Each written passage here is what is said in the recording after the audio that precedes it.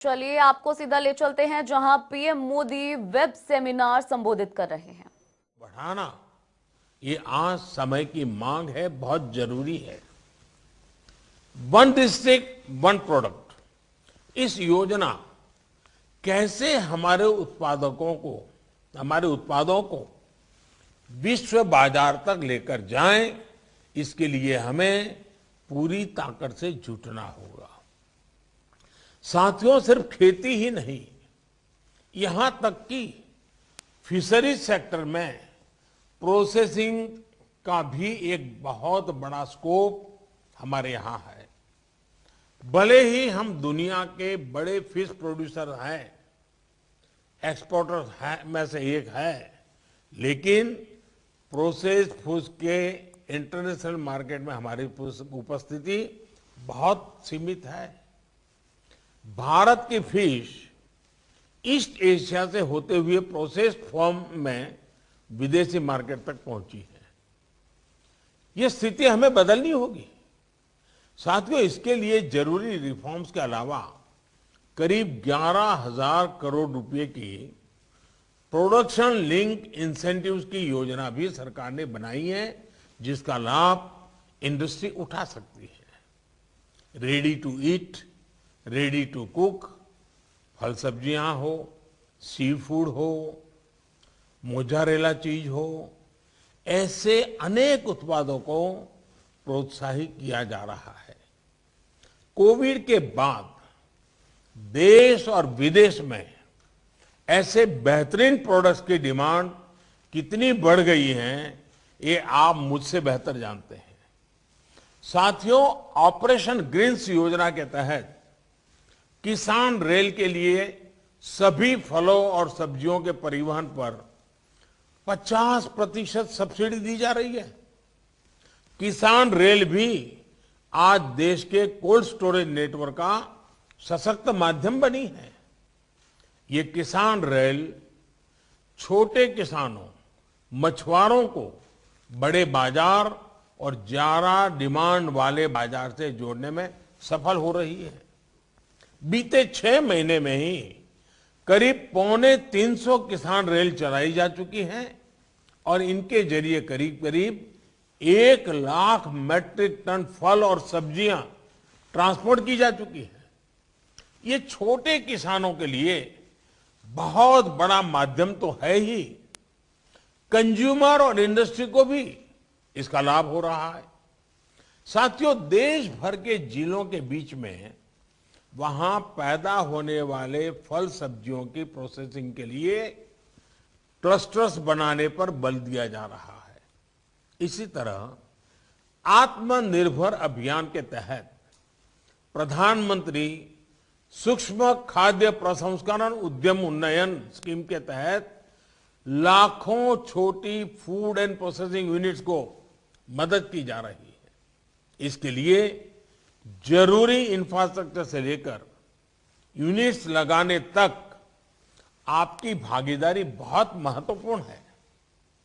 साथियों, food processing के साथ साथ हमें इस बात पर भी फोकस करना है कि छोटे से छोटे किसान को भी आधुनिक टेक्नोलॉजी का लाभ कैसे मिल पाए। देश के छोटे किसान ट्रैक्टर, पराली वाली मशीनें या फिर दूसरी मशीनें अफोर्ड नहीं कर सकते। क्या ट्रैक्टर और दूसरी मशीनों को शेयर करने का एक संस्थागत सस्ता और प्रभावी विकल्प किसानों को दिया जा सकता है? आज जब हवाई जहाज तक एयरलाइंस को घंटों के आधार पर किराए पर मिल जाते हैं, तो किसानों के लिए भी ऐसी व्यवस्थाओं का विस्तार देश में किया जा सकता है। किसान की उपज मंडी तक पहुंचने के लिए ट्रक एग्रीगेटर्स का प्रयोग तो इस कोरोना काल में कुछ हद तक किया भी गया था और लोगों को अच्छा लगा था। इसका विस्तार खेत से मंडी या फैक्ट्रियों तक, खेत से किसान रेल तक, ये कैसे हो सके, इस पर हमें काम करना होगा।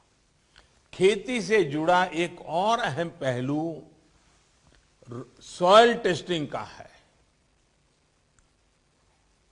बीते वर्षों में केंद्र सरकार द्वारा करोड़ों किसानों को सॉइल हेल्थ कार्ड दिए गए हैं।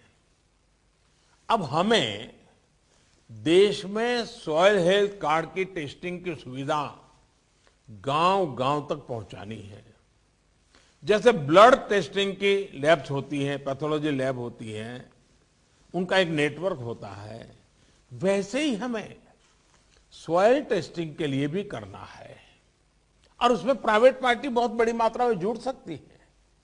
और एक बार सॉइल टेस्टिंग का नेटवर्क बन जाए और किसान को सॉइल टेस्टिंग की आदत हो जाए, उसके अपने खेत की जमीन की सेहत कैसी है, उस जमीन के प्रति उसके अंदर जागरूकता आएगी, तो उसके सारे निर्णयों में बहुत बड़ा बदलाव आएगा।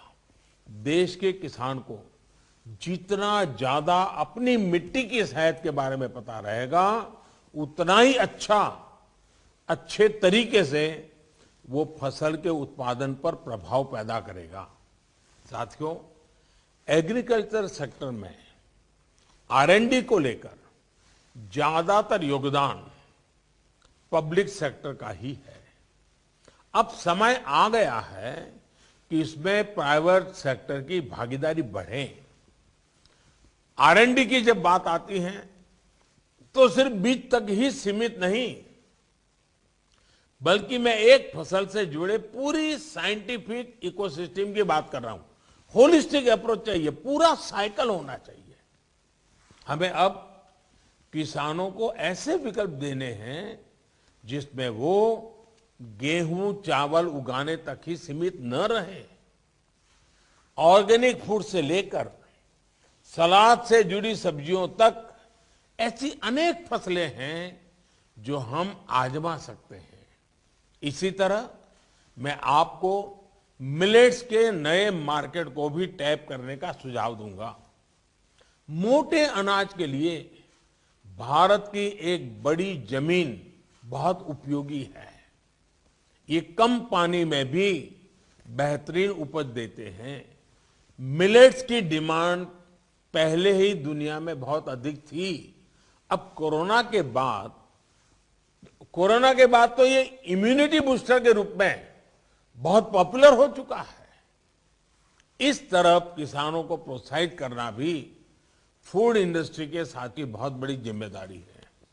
साथियों, सीवीड और बी वैक्स, आज हनी का हमारे यहां धीरे धीरे फैला हो रहा है और किसान भी हनी बी की दिशा में काम कर रहे हैं। ऐसे में समुद्री तट पर सीवीड और बाकी क्षेत्रों में हनी बी और फिर बी वैक्स, इसके मार्केट को टैप करना भी समय की जरूरत है। सीवीड की फार्मिंग के लिए देश में बहुत संभावना है, क्योंकि एक बहुत बड़ी कोस्टलाइन हमारे पास है। सीवीड से हमारे मछुआरों को आमदनी का एक बड़ा माध्यम मिलेगा। इसी तरह हम शहद के व्यापार में तो बेहतर कर रहे हैं। हमें बी वैक्स के लेकर भी अपनी भागीदारी और बढ़ानी है। इसमें आपका ज्यादा से ज्यादा कंट्रीब्यूशन कैसे हो सकता है, इस पर भी आज जब दिन भर आप चर्चा करेंगे, विचार विमर्श करेंगे, तो जरूर अच्छी अच्छी बातें उभर करके आएगी। जब प्राइवेट सेक्टर की ये भागीदारी बढ़ेगी तो स्वाभाविक रूप से किसान का भरोसा भी बढ़ेगा। हमारे यहां कॉन्ट्रैक्ट फार्मिंग लंबे समय में से किसी न किसी रूप में की जा रही है। हमारी कोशिश ये होनी चाहिए कि कॉन्ट्रैक्ट फार्मिंग सिर्फ एक व्यापार बनकर ना रहे, बल्कि उस जमीन के प्रति हमारी जिम्मेदारी को भी हम निभाएं। हमें किसानों को ऐसी टेक्नोलॉजी, ऐसे बीज उपलब्ध कराने हैं जो जमीन के लिए भी हेल्दी हो और न्यूट्रिशन की मात्रा भी उनमें अधिक हो। साथियों, देश की खेती में सिंचाई से लेकर बुआई, कटाई और कमाई तक टेक्नोलॉजी का एक संपूर्ण समाधान मिले, इसके लिए हम सबको मिलकर के एकजुट प्रयास करने हैं। हमें एग्रीकल्चर सेक्टर से जुड़े स्टार्टअप्स को बढ़ावा देना होगा, युवाओं को जोड़ना होगा। कोरोना के समय में हमने देखा है कि कैसे अनेकों स्टार्टअप्स ने फलों और सब्जियों को लोगों के घर तक पहुंचाया है। और ये खुशी की बात है कि ज्यादातर स्टार्टअप्स देश के नौजवानों द्वारा ही शुरू किए गए हैं। हमें इन्हें लगातार प्रोत्साहित करते होगा। ये आप सभी साथियों की सक्रिय भागीदारी के बिना संभव नहीं है। किसानों को ऋण, बीज, खाद और बाजार, ये किसान की प्राथमिक जरूरत तो है ही, जो उसे समय पर चाहिए। बीते वर्षों में किसान क्रेडिट कार्ड का दायरा हमने छोटे से छोटे किसानों तक, पशुपालक और मछुआरों तक उसको बढ़ाया है, उसका विस्तार किया है। हमने अभियान चलाकर पिछले एक साल में 1,80,00,000 से ज्यादा किसानों को किसान क्रेडिट कार्ड दिए हैं। क्रेडिट का प्रावधान भी 6-7 साल पहले की तुलना में 2 गुने से ज्यादा किया गया है। ये क्रेडिट किसानों तक समय पर पहुंचे, ये बहुत जरूरी है। इसी तरह ग्रामीण इंफ्रास्ट्रक्चर की फंडिंग में भी आपकी भूमिका अहम है। 1,00,000 करोड़ रुपए के इंफ्रा फंड का इंप्लीमेंटेशन भी उत्साहवर्धक है। इस कदम से खरीद से लेकर स्टोरेज तक की पूरी चेन के आधुनिकीकरण को प्रोत्साहन मिलेगा। इस बजट में तो देश भर के एपीएमसीज को भी इस फंड का लाभ देने का फैसला किया गया है। देश में जो 10,000 एफपीओज बनाने जा रहे हैं, इससे एक बहुत ही सशक्त कोऑपरेटिव की व्यवस्था बन रही है। साथियों, इन संगठित प्रयासों को हम आगे कैसे बढ़ा सकते हैं, इससे जुड़े आपके सुझाव बहुत अहम है। इस क्षेत्र में आपका एक अनुभव है, आपका एक विजन है। सरकार की सोच, सरकार का विजन, सरकार की व्यवस्था, आपकी शक्ति, ये हमें मिला करके देश के कृषि क्षेत्र में बदलाव लाना है। इस संवाद के दौरान आप जो भी सुझाव भारत की कृषि के लिए, भारत की ग्रामीण अर्थव्यवस्था के लिए आपकी तरफ से जो भी विचार आएंगे, उनसे सरकार को बहुत मदद मिलेगी। आपके क्या प्लान है, सरकार और आप सभी साथ मिलकर कैसे चलेंगे, इस पर आप सभी खुले मन से चर्चा करें। आपके मन में जो विचार है जरूर दीजिए। हाँ, आपको लगता है कि बजट में ऐसा ना होता तो अच्छा होता, ये होता तो अच्छा होता, तो कोई ये आखिरी बजट नहीं है। इसके बाद भी कई बजट हम लेकर के आने ही वाले हैं। आप लोगों ने हमें सेवा करने का मौका दिया है, तो हम करते रहेंगे। इस बार तो जो बजट में आया है, उसको आने वाले एक साल में कैसे लागू करना, जल्दी से जल्दी लागू करना, ज्यादा से ज्यादा लोगों तक लाभ पहुंचाना, इसी पर आज का संवाद फोकस रहेगा, केंद्रित रहेगा। बहुत लाभ होगा।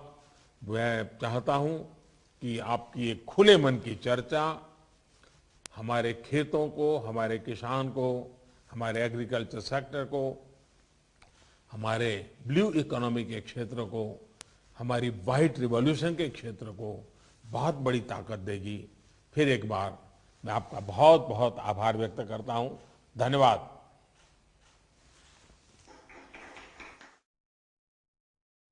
पीएम मोदी ने किसानों को देने वाले कई विकल्पों के बारे में यहां बताया। प्राइवेट सेक्टर की भागीदारी बढ़ाने की बात कही, उसके साथ ही उन्होंने सॉइल टेस्टिंग की बात कही है। और उन्होंने कहा है कि किसानों को अपनी खेती से जुड़े रिसर्च एंड डेवलपमेंट का सहारा लेना चाहिए, ताकि किसान अपनी खेती को और ज्यादा अच्छे से आगे बढ़ा सके। किसानों को सही मार्केट देना जरूरी है। इसके साथ ही उन्होंने किसान रेल का भी जिक्र किया और साथ ही साथ चलते चलते उन्होंने ये बात भी कही कि बजट में काफी कुछ किसानों को दिया गया है और आने वाले समय में और भी बहुत सी चीजों को इसमें इंक्लूड किया जाएगा। फिलहाल सबसे ज्यादा जो फोकस है इस वक्त वो इसी बात पर है कि कैसे बजट को इंप्लीमेंट किया जाए।